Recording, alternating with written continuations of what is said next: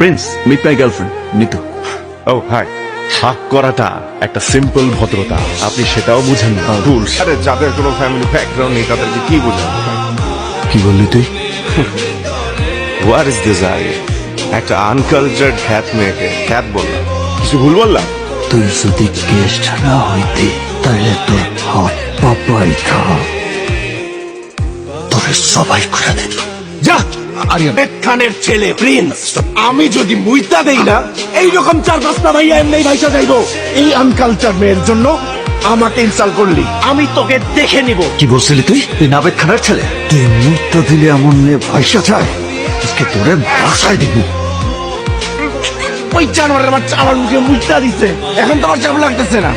তোমার ছোট ছেলেটার উপর মুইতা দিছে। মাস্টার, তোর সামনে আমাকে ও যাতা করছে আর তুই কিচ্ছু করিস নাই। মুখে মুখের গন্ধ।